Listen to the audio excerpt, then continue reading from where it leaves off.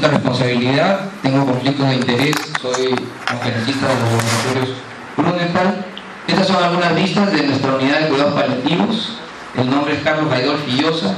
Un día como ayer nos dejó, así que yo creo que esta charla también se la dedicamos un poco a él, en memoria de un visionario que creyó en los cuidados paliativos y que no vio cristalizar ese anhelo de tener una unidad de cuidados paliativos, pero que ahora desde arriba probablemente esté guiando todos nuestros esfuerzos, ¿no? Acá tratamos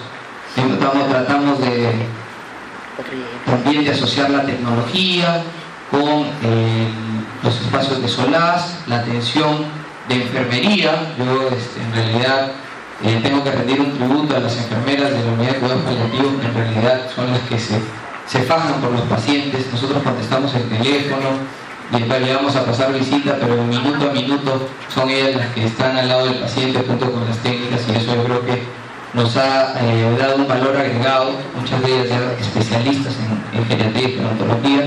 Acá vemos la labor que se realiza, y por supuesto combinando también el aspecto espiritual, que es muy importante para entender la verdadera dimensión del ser humano, no solamente cuando está en fase terminal, sino siempre de organicidad, la parte del alma y el espíritu, ¿no? Tenemos una Nobel, doctora Valdivia, que hoy día nos dio una charla, ¿no? Primero estuvo al lado acá de Jesucristo y después pasó a la iglesia, juntamente con el doctor Faldo.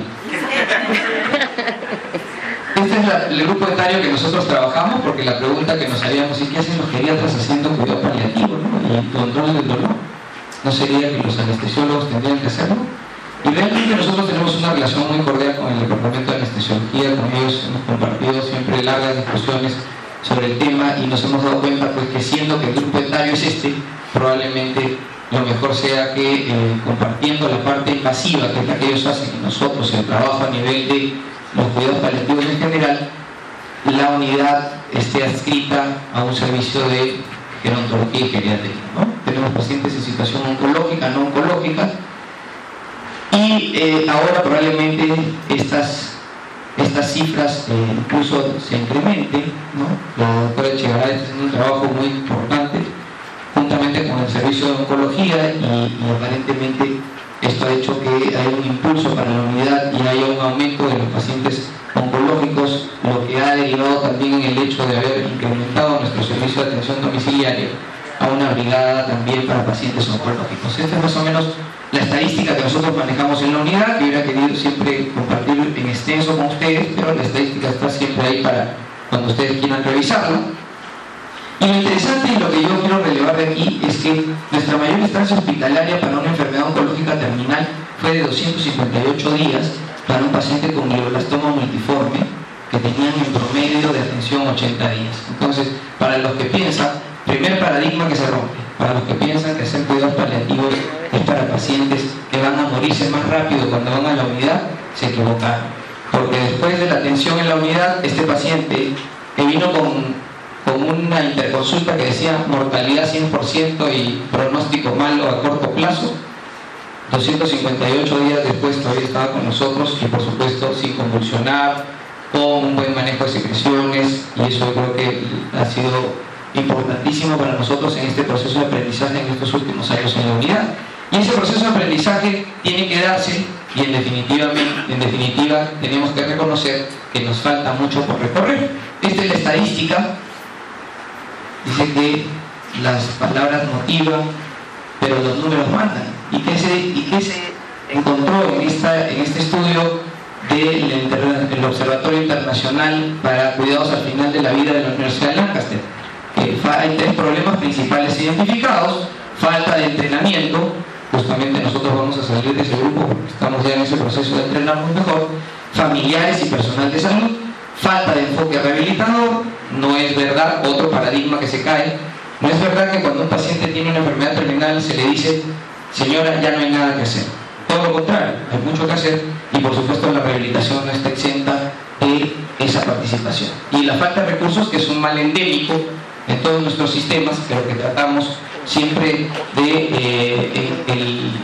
en ese binomio familia-sistema de salud, tratamos de subsanar. Los síntomas predominantes en el último año de la vida son estos, ¿no? Esto es una referencia de Scale, donde vemos cómo el dolor es un síntoma predominante, es la disnea, la anorexia, el insomnio, la confusión, la depresión, el estreñimiento y el vómito. Probablemente no podamos hablar en extenso del tratamiento farmacológico de todos ellos, pero trataremos de tener una aproximación sobre algunos de ellos. Como vemos acá hay otras series y vemos cómo se agrega la astenia como un síntoma bastante frecuente, la somnolencia y la confusión, los estertores, ¿no?, el premortem por el aumento de las secreciones. Ya me pasaba en algún momento que le indicaba 25 ampollas de diosina a un paciente para que las compre en la farmacia, y la señora, al momento de entregar la receta, el farmacéutico le pregunta: ¿y su paciente tiene dolor abdominal? Dice: no, el abdomen no le duele para absolutamente nada. Bueno, entonces ¿por qué le está prescribiendo diosina? ¿No? Entonces la señora no tuvo mejor idea que volver a llamarme, y ahí yo tuve que explicarle que la diosina, por su efecto anticolinérgico, disminuye las secreciones y es lo mejor que tenemos para eso. Sin embargo, lamentablemente ese proceso va a ser duro, ¿no? Esta falta de conocimiento va a poner las principales trabas para que podamos avanzar en el tema de cuidados paliativos. Siempre yendo hacia lo que nosotros llamamos el modelo integrativo, el modelo integrado, donde se puedan alternar terapias que modifiquen la enfermedad, ¿no? Sigamos con nuestro tratamiento. Si está recibiendo su antibiótico, démosle su antibiótico. Si está recibiendo un suplemento, que siga con su suplemento, pero vamos incorporando de manera alternativa terapias que puedan aliviar el sufrimiento y mejoren la calidad de vida, ¿no? Después viene la terminalidad y por supuesto los cuidados también a nivel de la familia después del deceso del paciente también deberían ser un trabajo pendiente para todos los que trabajamos en el tema de cuidados paliativos. A nosotros los geriatras no nos movemos, no hacemos nada si no aplicamos nuestra herramienta, y por supuesto este no es una excepción.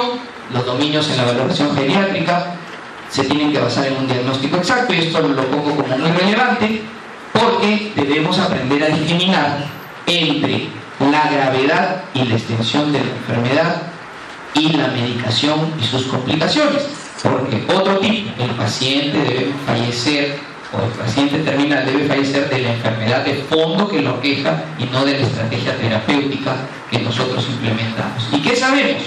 Que hay un 6% de reacciones adversas y que muchos pacientes mueren a veces a expensas de una prescripción inapropiada, ¿no? Tiene que haber un apoyo social, el espacio para la espiritualidad, siempre enfocándonos en la calidad de vida, el estado anímico, las comorbilidades y los síntomas asociados. De aquí el tema de la fragilidad que corta la geriatría es muy importante, la actividad física, y esto por supuesto en el marco de un concepto de multidisciplinariedad donde el equipo pueda determinar cuál es lo que corresponde para este paciente en una situación de terminalidad.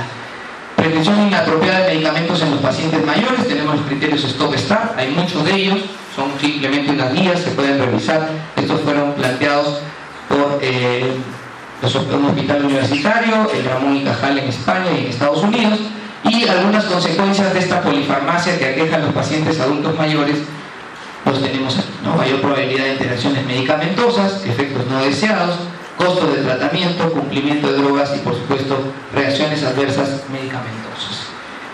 El principio básico para determinar si deben haber interacciones entre uno y otro fármaco, siempre lo digo, es conocer el principio activo por lo menos y cuál es el comportamiento o por lo menos el grupo al que pertenece el fármaco, ¿no? Si partimos de eso, creo que habremos avanzado un poco, pero si al final conocemos el mecanismo de acción del fármaco y su farmacocinética y su farmacodinámica, seguramente que vamos a tener menos problemas de reacciones adversas y por supuesto vamos a aprovechar al máximo, vamos a sacarle el jugo al efecto benéfico de nuestro fármaco. Acá tenemos algunas guías. El American College of Physicians da algunas guías sobre intervenciones basadas en evidencias para mejorar el cuidado paliativo en dolor, disnea y depresión, ¿no? Fíjense cómo en pacientes con enfermedades serias al final de la vida, los profesionales deberían asesorar a los pacientes en el dolor, la disnea y la depresión. Es un grado de recomendación bastante alto. Se pueden utilizar drogas opioides, bifosfonatos, no antiinflamatorios no esteroideos, con algún nivel de evidencia. se debe usar oxígeno o opioides para el alivio de la disnea, ¿no? Y también, por supuesto, para pacientes con cáncer, la inclusión de antidepresivos como inhibidores de recaptación de serotonina y las intervenciones psicosociales, las terapias cognitivo-conductuales han demostrado tener una evidencia también moderada en términos de mejoría. Sin embargo, la que yo quiero relevar es la recomendación 5, donde dice que debemos de garantizar que se cumplan las directivas anticipadas de los pacientes como una estrategia fundamental en el manejo de estos pacientes. Algunas metas dadas por el Comité de Liverpool en el cuidado del paciente en esta fase: vuelvo a repetir, el soporte religioso, la comunicación con familiares, la comunicación con el equipo y, en resumen, los planes de cuidados deberán ser explicados y discutidos con el paciente y la familia, y los familiares deberán expresar este entendimiento en lo que nosotros llamamos el consentimiento informado. Acá tenemos un modelo de consentimiento informado, que es el modelo de la unidad. Algunas series bastante importantes de pacientes entre 65 y 100 años para lo que es antidepresivos, siempre dándole una mirada. Por eso repito, el paciente debe morir de la enfermedad de fondo que lo aqueja. Si yo pretendo que un paciente esté en agonía y un antidepresivo va a actuar después de 3 semanas, por favor, es preferible que no lo inicie. Si este paciente tiene un trastorno hidroelectrolítico como una hiponatremia, eximirse de usar inhibidores de recaptación de serotonina. Si el paciente tiene epilepsia o tiene convulsiones o tiene riesgo de convulsionar, también hay que usar con cuidado este tipo de drogas y los antidepresivos tricíclicos, ¿no? Y así una serie de riesgos que pueden incluir a los antidepresivos y que probablemente, si los iniciamos tardíamente, lo único que vamos a conseguir antes de 3 semanas es el efecto adverso más que el efecto beneficioso. Pero como nosotros no somos este roedor, el Heterocephalus glaber, es un roedor de la zona de África, ¿no?, que tiene diferencias en 3 unidades básicas de su ADN y que lo hace, entre comillas, inmune al dolor.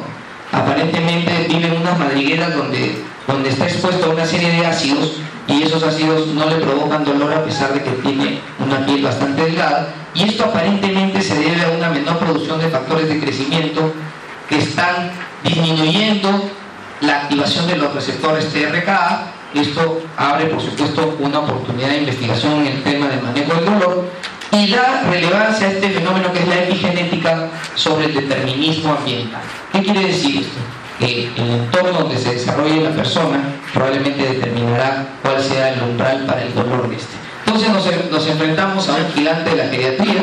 Ese es el templo de Luxor en Egipto, en esas tremendas columnas, y nos enfocamos en lo que es el tratamiento farmacológico, pero este no puede estar descontextualizado de ninguna manera de la terapia intervencionista, es decir, el tratamiento también a nivel de especialidades como anestesiología, la educación a los pacientes, la fisioterapia y, por supuesto, el ejercicio y las terapias psicológicas, que son fundamentales, ¿no?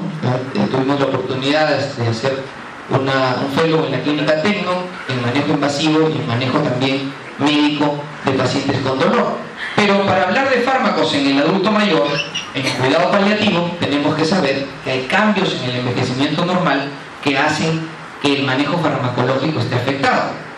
La ligación a las proteínas plasmáticas, la farmacocinética, la farmacodinámica, que esta, por supuesto, no pretende ser una charla sobre farmacología pura, menos aún cuando la doctora Yelisi me ha dicho: cielo, tiene 25 a 30 minutos, doctor, así que vamos a pasar rápido esa parte. Y sí, cumpliendo con el encargo de la doctora Echegaray sobre doctor, tiene que hablar sobre tolerancia y tolerabilidad, y efectivamente vamos a tocar este tema porque una cosa es tolerancia, ¿no? Tolerancia es, por ejemplo, cuando yo llego todos los días a las 12:30 de la noche a mi casa, después de trabajar abnegadamente, y mi esposa no me dice nada. Eso es tolerancia. Pero tolerabilidad es la reacción que tiene el ser humano o el organismo frente a una sustancia, es decir, que le cae bien o le cae mal. Si la tolerabilidad es buena, entonces el paciente habrá una buena aceptación de la sustancia o del fármaco en su organismo, y por supuesto esa tolerabilidad aceptable, aunada a una eficacia buena, va a darnos el mecanismo óptimo. Sin embargo, Si la tolerabilidad es aceptable pero la eficacia es insuficiente, nos vemos obligados a aumentar la dosis, y esto puede afectar la tolerabilidad y también reducir la dosis y caer en esta cascada o círculo vicioso que depende de muchos factores, como vemos acá. ¿Qué sustancia o dosis vamos a utilizar? Por ejemplo, si yo utilizo un antiinflamatorio no esteroideo en un paciente que tiene un dolor por cáncer o un dolor neuropático, tengan por seguro de que por más que yo aumente la dosis, no va a funcionar. Entonces es un tema importante. Si el paciente es virgen, hay que empezar pues con dosis bajas para evitar los efectos secundarios. Utilicen el opioide que más conocen. ¿No? Ese es otro dato, ¿no? ¿Cuál es mejor? No, que este es mejor que el otro de acá o el tercero. Si en sus hospitales hay un tipo de opioide, utilicen ese opioide, manéjenlo con cuidado, denlo en dosis progresivas, y estoy seguro que les va a ir mejor que cuando utilizan un fármaco nuevo en una nueva experiencia en la cual podrían caer en este círculo vicioso. Entonces, incremento de los eventos adversos debido a baja tolerabilidad, y es muy importante lo que el fármaco le hace al organismo y lo que el organismo le hace al fármaco, en lo que nosotros llamamos farmacocinética y farmacodinámica, ¿no? El desarrollo de la tolerancia analgésica, ese es el otro término. Tolerancia, ese fenómeno por el cual yo he colocado una dosis de una sustancia y poco a poco va pidiendo más el organismo, ¿no? Está haciendo un fenómeno de tolerancia frente a una sustancia, y eso hace que yo me vea obligado a ir incrementando de manera proporcional y juiciosa la sustancia que estoy prescribiendo, porque si yo me apuro van a haber otras consecuencias, como vamos a ver. Estos son algunos acercamientos farmacológicos a la terapia del dolor. El objetivo es el alivio del dolor, por supuesto, y esto lo manda la IASP, ¿no? La International Association for Study of Pain, doctora Jenny. Y por supuesto vienen las otras preguntas que son parte de lo que ya hemos aprendido, ¿no? Como decir, no hay techo. Tú dale nomás, no te preocupes. Lo que importa es el alivio del dolor. Cuidado, sí importa el alivio del dolor, pero hay que hacerlo de manera correcta, con sustancias de eficacia comprobada, evitando la tolerancia que nos lleva a este fenómeno de hiperalgesia inducida por opioides, haciendo una rotación o switching de opioides a dosis analgésicas. O sea, yo para pasar de subcutáneo, nos ha pasado en la unidad hace poco, hace unos días, ¿no? Que el paciente estaba con una dosis endovenosa, no se pudo conseguir la dosis, la vía intravenosa, lo cual no es ningún impedimento, se le pasó a subcutánea con la misma dosis y el paciente acusó un aumento del dolor. Entonces, ¿qué hemos aprendido ahí? Aprendimos que no es lo mismo la dosis endovenosa que subcutánea, que hay que hacer ajustes, y ese proceso probablemente sea continuo y nos lleve a un perfeccionamiento de nuestro trabajo. La dosificación horaria, lo que los americanos llaman around the clock, es alrededor del reloj, o sea, el PRN, en realidad en cuidado paliativo no existe.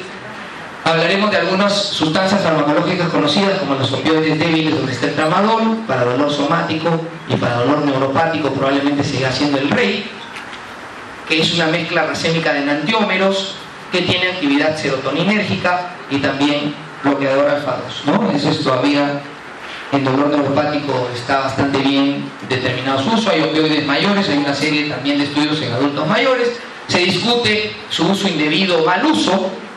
Todavía aquí en Latinoamérica estamos muy cerca de Haití, y ahora que pasó el huracán probablemente nos gane Haití en el consumo per cápita de morfina, ¿no?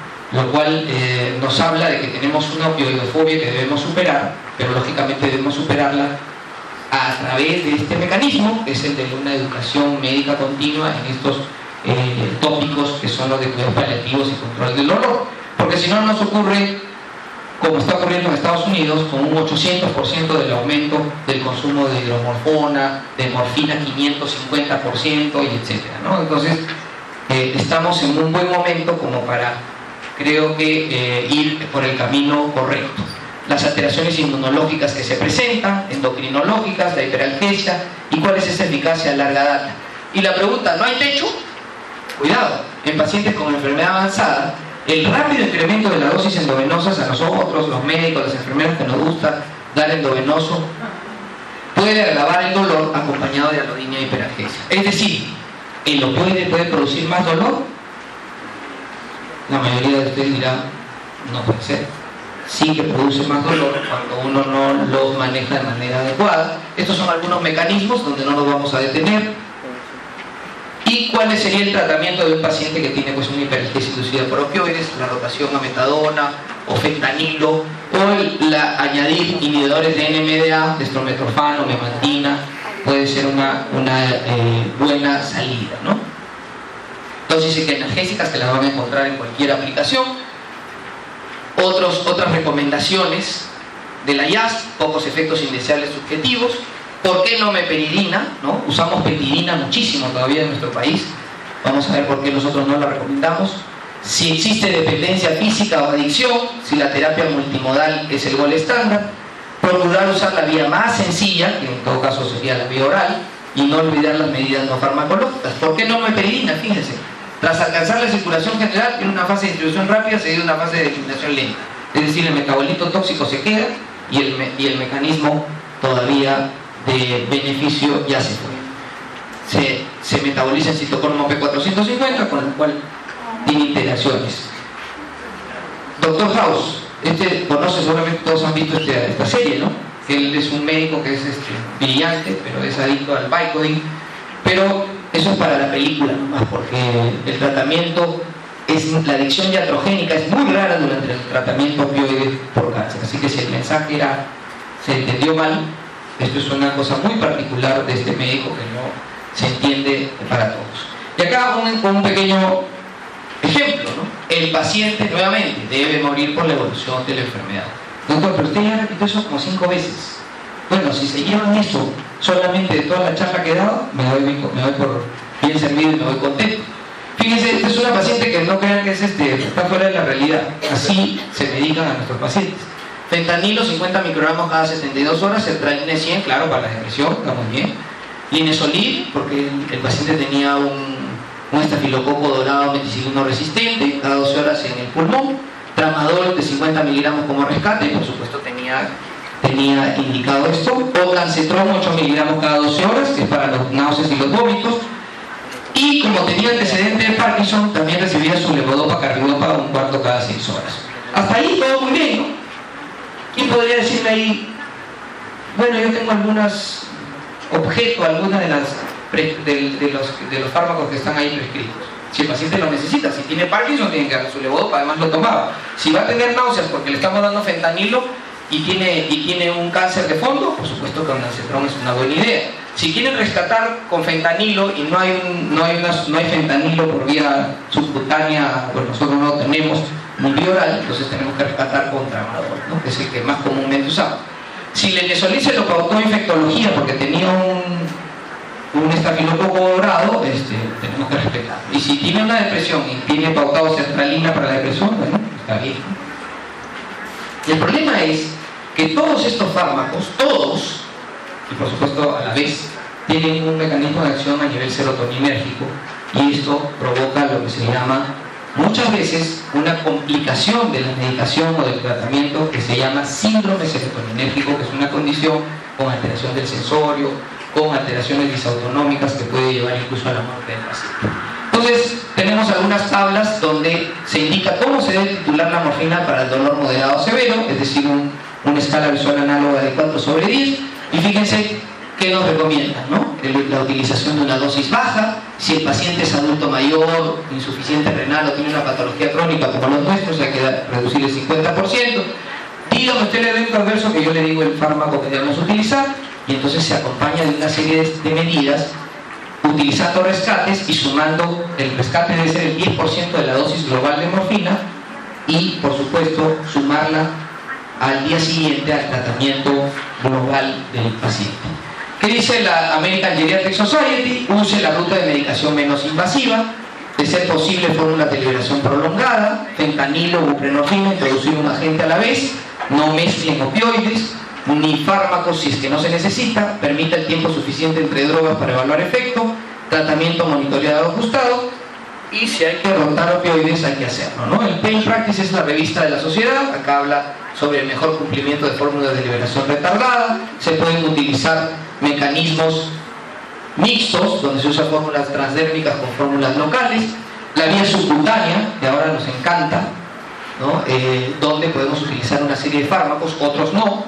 Por ejemplo, dexametasona, nos encanta dexametasona en los pacientes paliativos que tienen como coadyuvante del dolor, que tienen compresión medular, que tienen hipertensión endocraniana, obstrucción mecánica, disnea, anorexia, ketorolaco como coadyuvante en dolor y fiebre, diclofenaco también en dolor reumático y algunas sustancias para los problemas de agitación y delirio, la morfina, donde por supuesto utilizamos nosotros buenas cantidades de dosis de morfina que está indicado para el tratamiento del dolor.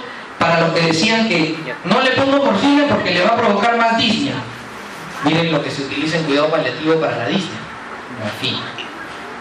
¿Por qué? Porque lo que hace es un fenómeno de vasodilatación y eso disminuye la hipertensión pulmonar y por supuesto ayuda a aliviar la disnea. La tos también, la diarrea y la sedación. El haloperidol igual, también indicado en náuseas y vómitos, en estado de confusión. La iosina, que la amamos, porque es un buen antiemético, antiespasmódico y reduce las secreciones respiratorias de manera, ya sea a través de nebulizaciones o a través subcutáneo o endovenoso. Midazolam, 100 miligramos de iosina están perfectamente bien indicados. El midazolam, que seguramente se va a hablar en el tema de sedación, y la metoclopramida, como decía bien la doctora Carito, no en obstrucción mecánica porque puede producir más dolor. No se deben usar por vía subcutánea estos fármacos, metronidazol, diazepam, clopromacina, para que el paciente no nos diga esto. 4 minutos. Y en el adulto mayor son efectivos pocos días y menores dosis, responden a dosis menores, la titulación es lenta y la regla clásica del geriatra, el médico del infarto imita, ¿no? Doctor, 4 minutos, perfecto. El manejo de antibióticos que va a ser tratado en extenso por el doctor Morales, pero ¿qué cosa es el antibiótico? ¿Acaso un esfuerzo terapéutico fútil, excesivo? ¿No? Como vamos a ver, 40 y 80% de pacientes reciben antibióticos. De hecho, utilizamos algunos macrólidos para mejorar el tránsito intestinal en los pacientes que están muy impactados. El 90% de los pacientes hospitalizados con cáncer reciben antimicrobianos en la última semana de la vida y el tratamiento de las infecciones, en la percepción de la agresividad del tratamiento, deberá ser bien equilibrado no solamente con el personal sanitario, sino también con los pacientes. Y hay que considerar que los antimicrobianos como fármacos inocuos no están exentos también de efectos adversos en pacientes frágiles, como ustedes ven acá, ¿no? Aminoglucósidos, penicilinas, cefalosporinas, sulfonamidas pueden inducir efectos también a nivel del delirio, ¿no? En la anorexia y caquexia, que también es una condición importante al final de la vida, tenemos acetato de megestrol en pacientes con cáncer donde ha demostrado alguna efectividad. Los esteroides dicen que 10 miligramos de prednisona equivalen a una copa de vino. Si yo estoy en esa situación, por favor, a mí que me den el vino, ¿no? Sí, hay otras drogas que se están probando y por supuesto los cannabinoides como el dronabinol, que fue un total fracaso, pero el cannabis inhalado sí demostró ser beneficioso. En náuseas, ¿no? Ya la doctora Carito ha mencionado todos los agentes que se pueden utilizar, haloperidol, metoclopramida y los antagonistas H como el ondansetrón, el ganisetrón, ¿no? En estreñimiento tenemos los prokinéticos, tenemos también los catárticos osmóticos como el polietilenglicol, la lactulosa. Utilicen lactulosa sin temor. Es más, dígame el efecto adverso que yo le digo cuál es el efecto que debemos utilizar en otro fármaco. Es decir, a todos los pacientes con morfina, que les damos un poquito de lactulosa, le damos su dieta con fibra, le damos su prokinético y su antiemético también si es necesario, para que no tenga eventos adversos. Esto de acá es una mnemotecnia en los pacientes que tienen delirium, donde también se pueden ver a fármacos, pero a la vez se trata con fármacos. No olvidar que el manejo farmacológico es solamente una parte, pero que las causas de un delirium en estos pacientes son múltiples, ¿no? Ahí tienen dolor, drogas, deshidratación, deprivación neurosensorial, le da estreñimiento. Bueno, acá para que coincida con la L tuve que poner locura, aunque suene un poco feo, pero bueno, ayuda para que lo podamos fijar y podamos tomar en cuenta qué cosa es lo que no debemos hacer o qué debemos corregir en un paciente que tiene delirium más allá del tema farmacológico, ¿no? Alteraciones del sistema nervioso central que se tratan con sedación, manejo del delirio, síntomas al final de la vida. Y este es Antonio Delgado, un peruano de 95 años que ganó la medalla de oro en el Mundial de Atletismo de los 100 metros planos. es un ejemplo de éxito. Él lo pudo hacer solo, pero nosotros no lo podemos hacer solo, porque necesitamos del trabajo en equipo, el apoyo psicosocial y espiritual, que va de la mano del control de síntomas, ¿no? Y de estos valores que mueven nuestro tratamiento, que son los de esperanza, honestidad y disponibilidad para el paciente, recordando que esta es otra frase muy mía, ¿no? Que primero es la atención a los detalles, ¿no? La atención a los detalles que van a determinar que nuestra actuación minuciosa tenga una traducción clínica en términos de beneficio de nuestros pacientes. Finalmente, estos conceptos claves, el enfermo y la familia son la unidad, hay que trabajar con la familia, hay que promocionar la autonomía y la dignidad por encima de la beneficencia y la no maledicencia. La autonomía empieza a cobrar un espectro importante.